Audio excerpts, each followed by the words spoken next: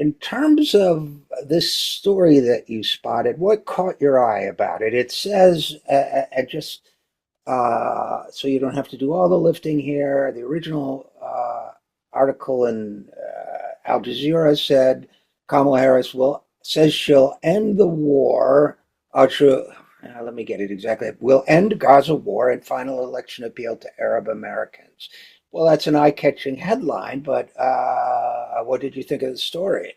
Well, it's been a fairly underrepresented aspect in the mainstream media about the election, which is that the US's and the administration's unequivocal green lighting of Israel's genocide in Gaza is impacting our election. And those of us who've been paying attention to it on the left, it is the largest issue. To the mainstream media, it's the economy, it's inflation. But a genocide where a people are being wiped out, what could be larger than that? What could be more consequential than that? And so a lot of us have been paying attention to it.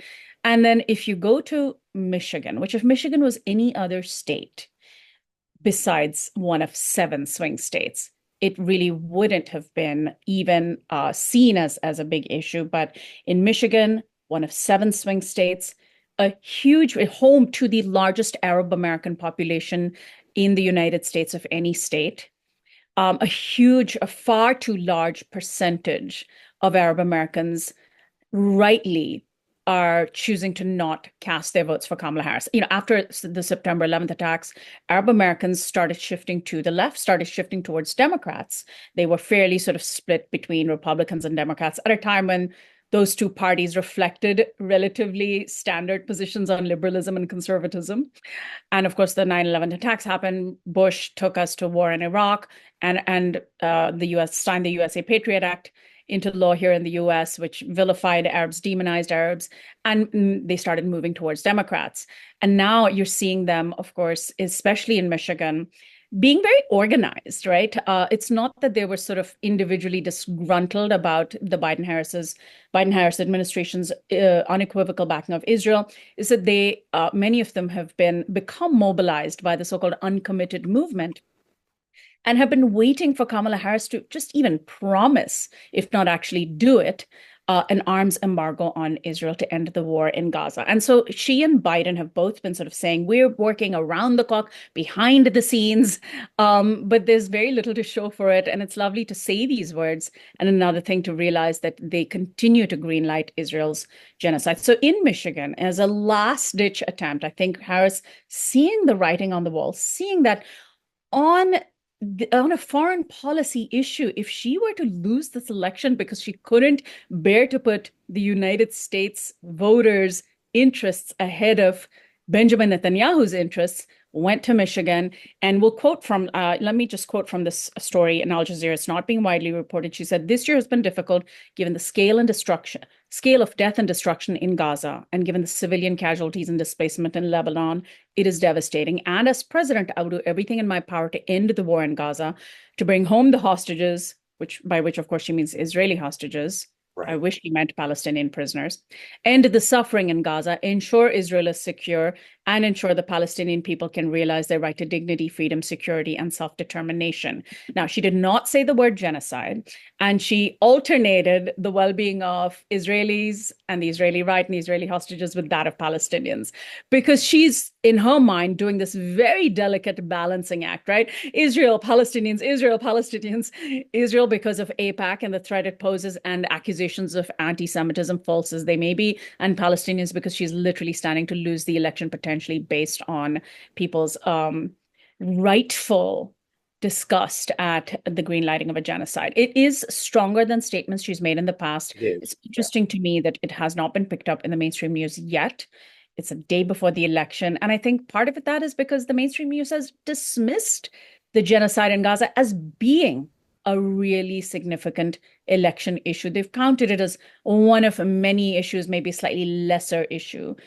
So that to me has been quite interesting.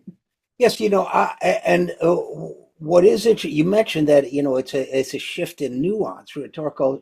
It's a subtle shift, and given the mainstream media's lack of interest in this ongoing genocide, for which there will be an eternal mark of shame against them. But in my view, given their lack of interest, they're not following the story closely. But voters who care about this issue deeply, and that includes Arab American voters, Muslim and Muslim voters, Arab and non-Arab, they are very aware of based on my conversations with those voters, very aware of the nuanced language and the shifts in nuance. So, for example, we've seen both Kamala Harris and Joe Biden talk about how they're working behind the scenes, whether one believes it or not, for a ceasefire. But I think this may be the first time we've heard Kamala Harris talk about working to end the war. Now, Yes. people will pick up on that. That's why Al Jazeera picked up on it. And let's say, as we speak, at least the New York Times is not, because Al Jazeera, with its audience, would be more attuned to that. But I wanted to add a couple things to what you had to say, Sonali. One was that, first of all, a lot of listeners don't and readers don't know this, and our media definitely doesn't seem to know this, but Arab Americans and Muslim Americans are not synonymous. One in four Yes. Arab Americans is Muslim, based on the best data I could find, and one in four Muslim Americans is Arab, based on the best data I could find. The largest group of Muslim Americans in this country is Pakistani and other South Asian origin. You have black convert Muslims. You have several other groups, Indonesians. So Arab Americans but Arab Americans, like Muslim Americans, are energized around this issue. And what should be worrisome for the Democrats and I wrote a whole piece doing the demographics on why they should be more worried. The polling must be bad in Michigan for Kamala Harris to say this. And what should really disturb them, less so, the Council on American Islamic Relations did a survey on Muslim voters, but it was imperfect. It showed 40% for Jill Stein, but it was based on Muslim seeming last names because we don't track voters by And it was religion. about 1,000 something voters, I think, right? Right. So it's not that reliable. The Arab American Institute poll uh, should worry the Democrats a lot more because while the CARE poll showed a lot of people moving to Stein, the Arab American Institute showed a lot of people, Arab Americans, moving to the Republicans, to Yeah. Trump. And as you explained, many Arab American voters were Republicans until the invasion of Gaza. So that could signal a shift back, uh, which could be a permanent change in voting dynamics. But Yeah.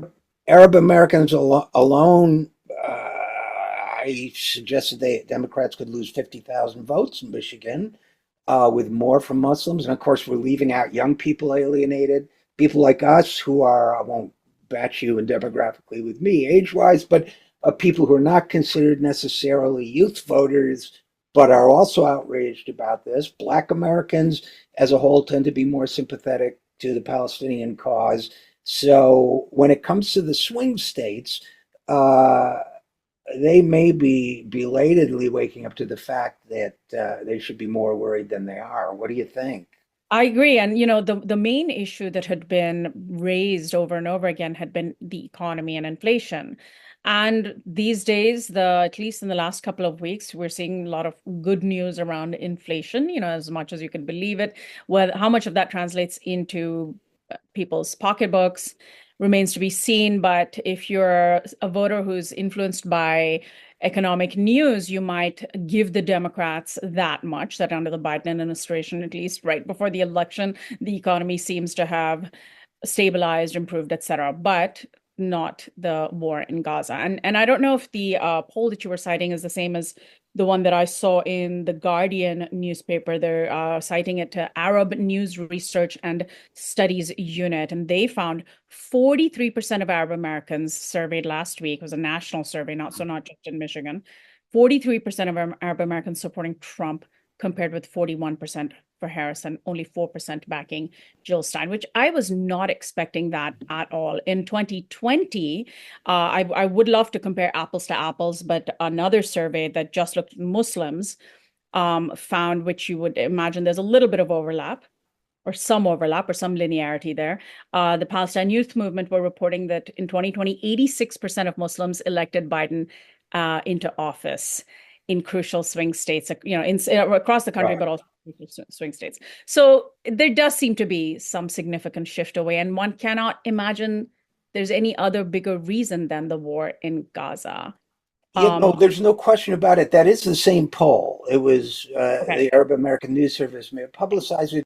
Those are the figures: 43% for Trump, 41%. And that shocked me as well, because I was like, Trump, it made sense for them to choose Jill Stein, but to choose Trump. And yeah, I mean, I Well, think I think the cultural once you lose the advantage on military matters among some voters, they're culturally conservative. Might be more comfortable with more and more persuadable by something like these business. Kamala Harris wants to pay for a gender reassignment surgery for prisoners, that kind of thing. That might reach some of that kind of false rhetoric, right? yeah, so sure, it might reach some of the older voters. There could be a variety of reasons for it, but just for context, what the Arab American Institute poll found was that Biden earned 59% of the vote in their polling at the same time, 2020. If Biden had stayed in the race, it would have been 18%. With the switch to Harris, it rose to 41%. That's still an 18% loss of support for the Democratic candidate. And that's directly attributable to the war in Gaza. So, Yeah, and I think what's really critical is that you're seeing the Biden-Harris team together, basically having to justify the most violent war at the same time that Trump is promising and using everyday violent rhetoric, right? Like he's just recently talking about how it would be fine for a shooter to shoot journalists. The his uniform, he's changed it from his blue suit and red tie to the black and gold colors of the Proud Boys, who were the leaders or who were some of the masterminds of the January 6th insurrection. So your voters are having to choose between a candidate who is enabling the most vile genocidal violence abroad with one who's promising domestic terrorism at home. It is a horrible situation for us to be in right now. Yeah, yes, and I think the big question has to be that if Harris pulls it out of the bag and wins, how do voters hold her accountable as president? If Trump wins, how do we all, survive? right, right. Survive After until we it's Trump's after we term. get out of our trauma therapy sessions. Um, And Trump will be so much more unleashed in a second term than he was. If we thought the first term was bad, the second term, he has nothing left to lose because that'll be his final term. And age-wise as well, it would be his final term. All bets are off with the no, second. we would have to hope for chaos as opposed to organized violence.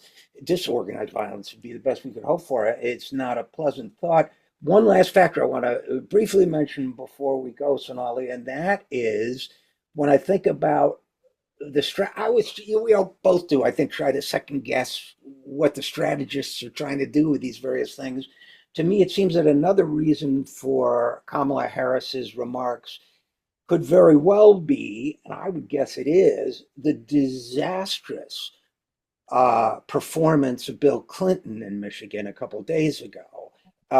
Again, this didn't get it, that got some national coverage, but among Arab American communities nationwide and in Michigan, among Muslim communities nationwide and in Michigan, it was explosive because they sent Bill Clinton in supposedly to bring the Arab Americans around, and he defends the violence and says Israel had to do it. And when He does someone asks exactly him, the opposite. right, Exactly. what about did you really think what about the disproportionality of the slaughter of civilians? Well, we don't count like that. It was appalling. I heard somebody describe it as sociopathic, and that's about right. Old Bill ain't as sharp as he used to be either, as long as we're talking about Trump, and he has some ghastly values apparently. So this may also be damage control in Michigan That's for a really good point, and I'm so glad you brought that up. I mean, he was basically saying that Israel is being, having its arm twisted into killing children. I mean, there is today, if you look at the leading causes of children's deaths worldwide, Israel is like number 3 or 4 worldwide. I mean, you're like talking about gun violence, disease, malnutrition, Israel. And for Clinton to get up there and justify that to the people who have lost relatives, who've right. lost huge swaths of their own family, and he was lecturing to them that they ought to accept that as Israel being forced to do it. Yes, you're right. It was such a slap in the face. And Kamala Harris was also having to do some damage control with Biden, Oh, referring to Trump supporters as garbage people. yeah, yeah. I It's mean, right. yeah. What you don't, they say, what's that aphorism? Never interrupt your opponent while he or she is busy destroying themselves. That's precisely what Joe Biden did, because after that catastrophic comment about floating Puerto Rico, discussing, I don't even like to repeat it, that comedian's Yeah. comment about Puerto Rico and garbage. Uh, then Joe Biden stumbles in Like he and could have just shut up about it, but he didn't. Yeah. right. And it's so interesting. So you have this, younger, sharp woman having to do damage control against these supposed, older white men who are supposed to be her allies, but then still not going far enough. And this is so frustrating. It's like, come on, Harris, you should know better. You know what voters want to hear, and the voters in the swing states in particular. And there's ways to talk about, and there's ways to talk about the genocide that shouldn't trip you up. If you're worried about losing votes because you're deeming Israel's actions in Gaza a genocide, quote the UN if you want. Quote the United Nations. Say Right. this is what the United Nations is saying. Um, it's concerning. Like just give some lip service. And And by she the way, losing votes, I don't, polling shows that Jewish voters rate Israel number 4 on their list of election priorities, issues that they care about in terms of choosing whom to vote for. And of course, of those who choose number 4, some of them oppose Israel's actions. So, exactly. but, and I know the way the system works that politicians, mainstream politicians, worry more about billionaire contributors and what they might think. But come on, Kamala has already received and spent so much more money than her opponent. She couldn't step out a little bit. Breaking fundraising, right? $1 billion campaign. I mean, that's Right. insane. In 3 months, by the way, with only 3 months to do it. So, yeah. All right. Well, as you and I speak, we don't know the outcome. I'll put this up right away on our YouTube channel and publicize it, but some people won't hear it till the weekend. We may not know the outcome over the weekend. I don't. My vibes tell me we might know sooner, but my vibes aren't worth anything because they're not database. So, either way, though, whatever the outcome, there should be some object lessons in here. I And if agree. the Democrats don't pick up on it, then activists need to push them harder. Thank you so much, Richard, and good luck to all of us. Good luck to the United States. Right, right. And to all our ships at sea, as that guy used to say. We depend on your support here at the Zero Hour, so please give whatever you can at any of the links you see on your screen. Thanks so much.